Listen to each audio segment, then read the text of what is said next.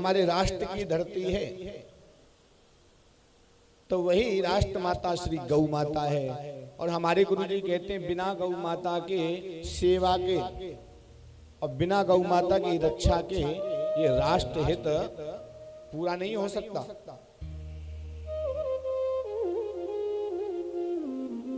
बोलो गौ माता की जय हो। और देखो गौ की तो इतनी महिमा है कि एक बार राजा दिलीप जो इक्ष्वाकु वंश के राजा हैं, राजा दिलीप, राजा दिलीप के बड़े पराक्रमी थे राजा दिलीप। एक बार देवासुर संग्राम हुआ, इंद्र ने बुलाया कि आप मेरी तरफ से युद्ध करने के लिए आइए। तो गए और युद्ध हुआ, युद्ध जीत गए।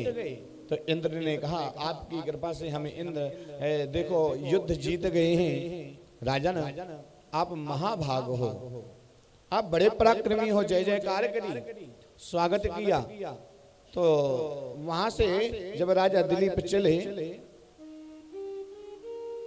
तो रास्ते में आज कामधेनु गौ माता आ रही थी। राजन अपने रथ पे सवार होकर लौट रहे थे, कामधेनु गौ माता को नहीं देखा। कामधेनु गौ माता कहती हैं अरे राजन, तुझे बड़ा घमंड हो गया कि तूने देवासुर संग्राम में इंद्र की सहायता करी तो तू गौ को प्रणाम नहीं करता है। जा मैं तुझे श्राप देती हूं कि तुझे प्रणाम करने वाला तेरे वंश में कोई नहीं होगा। हाँ, लेकिन अगर मेरी पुत्री नंदिनी अगर तेरे ऊपर कृपा कर देगी तो तेरे यहाँ अवश्य कोई ना कोई वंशज, कोई पुत्र तेरा हो जाएगा। गौ माता कामधेनु ने श्राप दिया।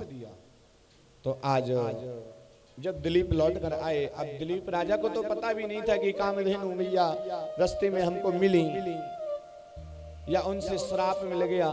अगर पता होता तो पहले ही प्रणाम कर लेते, लेकिन पता नहीं था। लौट कर आए, काफी वर्ष जब बीत गए तो एक दिन गुरुजी के पास गए, वशिष्ठ जी के पास जाके प्रणाम किया, गुरुजी क्या मेरे बाद मेरा वंश नहीं चलेगा? क्या ये भगवान सूर्य का वंश मेरे बाद आगे नहीं बढ़ेगा? वशिष्ठ जी ने ध्यान दिया, आंख बंद करके ध्यान किया और कहते हैं राजन देखो तुमको कामधेनु का श्राप लगा है। और कामधेनु ने ये आशीर्वाद दिया है कि तुम्हारे यहाँ पुत्र तभी होगा जब तुम उसकी पुत्री नंदिनी कि तुम सेवा करोगे और वो प्रसन्न होकर तुमको आशीर्वाद देगी। और देखो कामधेनु की जो पुत्री है ना सुलक्षणा श्री गौ माता नंदिनी मैया, वो वशिष्ठ जी के यहाँ आश्रम में रहती है, वशिष्ठ जी के आश्रम में। तो आज राजा दिलीप ने, उनकी धर्म पत्नी ने अपने राजमहल को छोड़कर वशिष्ठ जी के आश्रम में ही रहने लगे और नंदिनी की देखभाल करने लगे।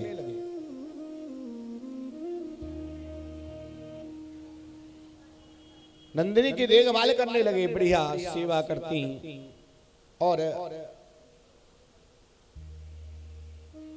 सुंदर सुंदर पकवान बना बना के खिलाती। राजन रोज सुबह श्री गौ माता नंदिनी को स्नान कराते, सुंदर श्रृंगार करते, चरणों को दबाते हुए और फिर उसके बाद वन में ले जाते तृण चढ़ने के लिए। ये नित्य का नियम था। एक दिन राजन का मन उस सुंदर वन में खिले हुए फूलों में लग गया और फूलों को देखने लगा तो जो गौ माता नंदिनी थी ना थोड़ी आगे बढ़ गई। इतनी देर में आवाज आती है, राजन मुझे बचाओ, मुझे बचाओ। राजा दिलीप की निंद्रा खुली, ध्यान भंग हुआ और आज राजन देखते हैं कि एक सिंह ने कामधेनु पुत्री नंदिनी को अपने पंजों में दबा रखा है। सिंह ने तो राजन कहते हैं, अरे सिंह तो इसको छोड़ दे, नहीं तो मैं तेरा वध कर दूंगा। और जैसे ही अपने धनुष में बाण चढ़ाया, लेकिन आज चला नहीं पाए, मानो किसी ने हाथों को वहीं की वहीं रोक दिया, जाम कर दिया। राजन कहते मेरे हाथों से ये धनुष और ये बाण ना तो नीचे होते ना ऊपर होते, ना मैं चला पा रहा हूं, ये कैसी लीला। उसी समय वो जो सिंह था ना, वो सिंह बोल पड़ा, अरे राजन तू बड़ा भगत है, और देख मुझे भोलेनाथ का आशीर्वाद है कि जो भी इस वन में आएगा उससे मुझे इस वन की रक्षा करनी है। और प्रातः बेला सबसे पहले जो मुझे दिखाई देता है वो मेरा भक्षण होता है, मेरा भोजन होता है। तो राजन ये जो गऊ है ना, ये मेरा भोजन है, इसलिए देख तू बड़ा धर्मात्मा राजा है, तू चला जा। राजा कहते हैं मैं नहीं जाऊंगा, मैं इनको लेकर ही जाऊंगा। उसी समय आज राजा को स्मरण हुआ कि कैसे नित्य गौ माता नंदिनी जाती और अपने आश्रम में जब पहुंचती तो सबसे पहले उनके छोटे छोटे जो बछड़े थे, जो बच्चे आते और लाड़ करती, गौ उनको जीभ से चाटती, फिर अपना दुग्ध पिलाती, उछलते कूदते हुए अपनी माता के दोनों तरफ चलते थे। अश्रु प्रवाहित होने लगे कि आज मेरी वजह से मैंने सुरक्षा नहीं करी गौ माता की,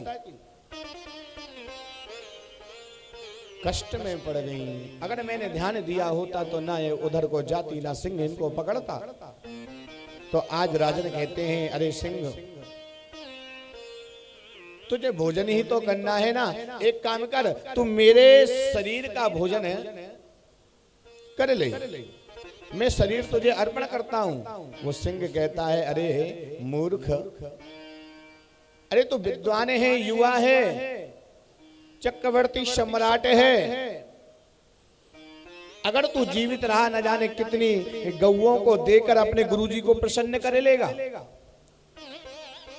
और न जाने कितनी प्रजा की तू सेवा करेगा, न जाने कितनी गौओं की तू सेवा करेगा। एक गौ के चक्कर में अगर तूने अपने प्राणों को त्याग दिया तो अनेक सेवाओं से वंचित रह जाएगा। मैं जानता हूं तू बड़ा धर्मात्मा है, कोई बात नहीं, तू चला जा। लेकिन राजन कहते हैं, नहीं नहीं,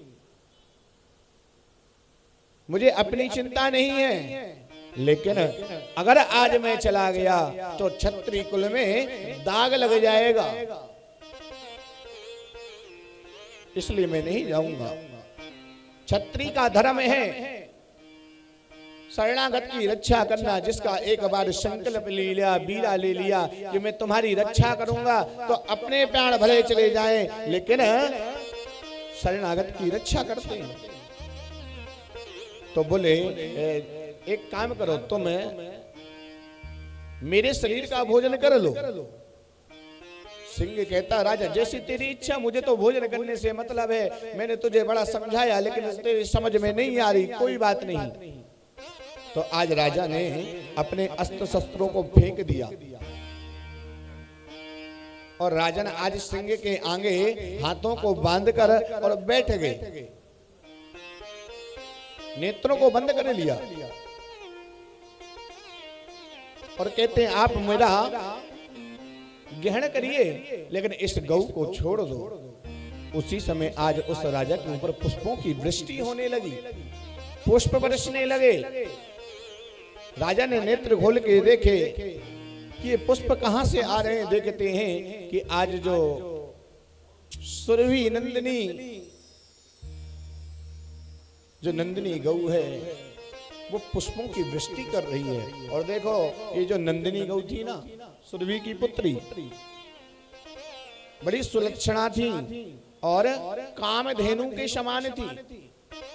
वशिष्ठ जी के यहाँ अगर पूरी की पूरी राजाओं की आते जाते समय रास्ते में कोई राजा अपने दल बल के साथ जा रहा है और उनको भोजन की अगर व्यवस्था करनी होती ना, तो नंदिनी गाय के थनों से जो तुम मांगो, जो पकवान मांगो, जो चीज मांगो, जो व्यवस्था मांगो, वो सब निकल के आ जाते। और पता है इसी कारण से जो विश्वामित्र जी थे ना, पहले क्षत्रिय थे, एक दिन कहीं जा रहे थे, रास्ते में वशिष्ठ जी का आश्रम पड़ा, जाके विश्राम किया। बोले वशिष्ठ जी महाराज, अगर आपकी आज्ञा हो तो मेरे जो सैनिक हैं इनके लिए कुछ सेवा हो जाएगी। हाँ हाँ, क्यों नहीं हो जाएगी, तुम्हें जो चाहिए, मेरी गऊ बंधी हुई है, तुम गऊ के सामने जाकर हाथ जोड़कर प्रार्थना करना, सब मिल जाएगा। और जब हाथ जोड़कर प्रार्थना करिए ना, तो आज गऊ माता नंदिनी उन्हें अपने थनों से अनेक प्रकार के पकवान, 56 प्रकार के पकवानों को प्रस्तुत कर दिया। तो विश्वामित्र जी कहते हैं, हे महर्षि, हे मुनिवर, आप इस गऊ को मुझे दे दो। वशिष्ठ जी कहते हैं, देखो आप लालच मत करो, आप लालच मत करो, मैं आपको ये गऊ दूंगा नहीं। तो आज युद्ध हुआ, लेकिन आज नंदिनी के थनों से न जाने कितने सैनिक उत्पन्न हो गए, पूरी की पूरी सेना उत्पन्न हो गई और इनको परास्त कर दिया। तभी से इन्होंने अपना क्षत्रिय धर्म छोड़कर और तपस्या करने लगे, मैं भी विश्वामित्र के समान महर्षि बनूंगा, महर्षि बनूंगा। तो आज नंदिनी ने पुष्पों की वृष्टि करी राजा के ऊपर। राजन कहते हैं, ये कैसी लीला। तो गौ माता नंदिनी कहती है, मैं आपकी परीक्षा कर रही थी। धर्मो रक्षति रक्षिता, राजन तुमने अपने धर्म की रक्षा करी, तुम चाहते तो अपने प्राणों को बचाकर भाग सकते थे, तुमको देखने वाला कोई नहीं था, लेकिन आज तुमने मेरे प्राणों को बचाने के लिए अपने प्राण निछावर कर दिए। तुम्हारी इस दया को देखकर और तुम्हारे इस धर्मनिष्ठ होने को देखकर मैं बड़ी प्रसन्न हूं। राजन तुम मुझसे कुछ मांग लो, तुम मुझसे कुछ मांगो। राजन कहते हैं, अगर मुझे आप कुछ देना चाहती हैं, जो आपकी माता है उनका जो श्राप है उनसे मेरे ऊपर कृपा करो और मेरे घर में भी आपकी सेवा करने के लिए कोई संतान आ जाए। और गौ माता की कृपा से, गौ माता की सेवा से परम तेजस्वी श्री रघु जी महाराज का जन्म उनके यहाँ हुआ। और उन्हीं रघु जी महाराज से जो इक्ष्वाकु वंश था, सूर वंश था, उसका नाम हो गया रघुवंश। रघुवंश चला। अगर परिवार